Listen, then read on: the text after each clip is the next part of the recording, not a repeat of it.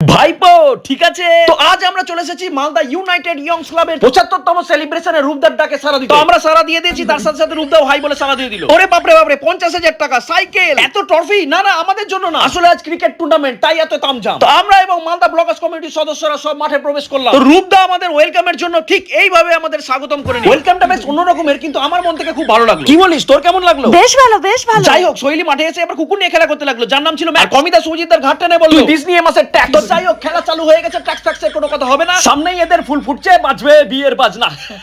সমস্তারও কে লিয়ে ইশারাই কাফি है। আর যা গরম পড়েছিল, সোহেলির ওড়না দিয়ে ঘাম মুছে নিলাম। আর ক্লাবের পক্ষ থেকে দিয়ে দিল আমাদের ওয়েলকাম ড্রিঙ্ক, যা আমার এক হাতের দ্বারা খোলা সম্ভব হচ্ছিল না, তাই সোহেলির সঙ্গে এক্সচেঞ্জ করে নিলাম। কি বুদ্ধি আমার! এত বুদ্ধি নিয়ে আমি রাতের বেলা ঘুমাই কিভাবে কে জানে। তো এভাবে খেলা এনজয় করতে করতে হঠাৎ করে মাঠের মধ্যে একটা হুট খোলা হার দেখতে পেলাম, যেটা দেখে আমার চালানোর খুব ইচ্ছে করলো। কিন্তু তারপর ভাবলাম যে ভেঙে টেকে যদি যাই তাহলে আমি টাকা কোথা থেকে দিব? না, কিডনি দেওয়া যাবে না। তাই সাহস করে চাপলাম না, কিন্তু কমিদা সাহস করে চেপে বসলো, মানে গাড়ির উপর। কিন্তু গাড়ি ভাঙলে কমিদারও যখন কিডনি নেওয়ার কথা উঠলো, রিঅ্যাকশনটা দেখে তোমরা বুঝতেই পারছো কমিদার রিস্ক নিল। কিন্তু আমি একটা কথা ভাবছিলাম, আমার হাত যদি সানি দেওয়ালের মতো ঢাইকিলো হতো, তাহলে মাঠে নেমে সেঞ্চুরি মেরে এই কাপ নিয়ে বাড়ি চলে যেতাম। এই ডায়লগটা মাঠে থাকা বাচ্চাগুলোকেও বললাম, কিন্তু কেউ পাত্তা দিল না। আসলে কেউ আমার ট্যালেন্টটা বুঝছে না। যাই হোক, রোদে মুখ কালো করার পরে প্রোগ্রাম শুরু হয়ে গেল। তারপর সকল সম্মানীয় মানুষকে উত্তরীয় পরিয়ে সম্মানিত করা হলো। আর এরই মধ্যে কিন্তু এক টিম জিতেও গেল। আর এটা দেখে আমার ভিতরে কেমন একটা জোশ চলে এলো। আর খেলা জিতে কেউ পেল ট্রফি, কেউ পেল 30,000 টাকা, কেউ পেল বড় কাপ। সবাই খুশি মনে ট্রফি নিয়ে যাচ্ছিল। আর এরই মধ্যে আমি একজনের নাম শুধু বারবার শুনতে পাচ্ছিলাম,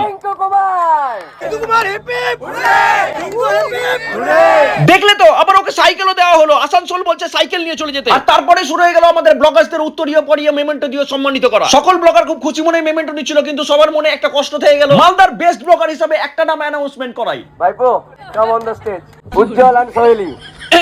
যাই হোক, ইয়ার কি মারছিলাম একটু না একটু বেশি। সত্যি কথা বলতে এই মুভমেন্টটা যার যার লাইফে এসেছে তারাই একমাত্র বুঝে যে এটা কতটা খুশির ব্যাপার। সবাই বলে ফেসবুক থেকে কত টাকা ইনকাম করছিস, ইউটিউব থেকে কত টাকা ইনকাম করছিস, কিন্তু আমি বলি টাকাটাই সবকিছু না। এইটা হলো আসল পাওয়া। এই সম্মান টাকা দিয়েও কিনা যায় না। রাস্তায় মানুষ চিনতে পেরে যখন সামনে এসে কথা বলে, কেউ লজ্জায় বলে না, সেটা বড় কথা না। সেলফি তুলে কিন্তু এখনো তোলেনি, সেটা বড় কথা না। এই পাওয়াটাই হলো সবথেকে বড় পাওয়া। যাই হোক, অনেক ইমোশনাল কথা বলে ফেললাম। যারা আমাদের প্রতিদিন ভিডিও দেখো, আমাদের ভিডিও যাদের ভালো লাগে, তাদেরকে বলবো তোমরা এভাবেই ভালোবাসা দিয়ে যাও। কারণ শুধু এটা আমাদের অ্যাচিভমেন্ট না, এটা আমাদের সাথে সাথে মিক্সড আপ চ্যানেলের সকল সদস্যদের অ্যাচিভমেন্ট। এভাবেই দুহাত ভরে আশীর্বাদ করতে থাকো। আর সব ভাইপোদের বলবো, ভাইপো সব ঠিক আছে। যাই হোক, তারপর কমিদা শুভজিৎদা আর পৌলমিদিকে সম্মানিত করা হলো। আর তারপরেই মাঠের মধ্যে বাজি ফাটিয়ে কমিদা ঢিংচাক পূজা গানে নেচে দিল। তো ভিডিওটা এখানে শেষ করছি। দেখা হচ্ছে পরবর্তী কোনো নতুন ভিডিও নিয়ে। ততক্ষণের জন্য বাই বাই।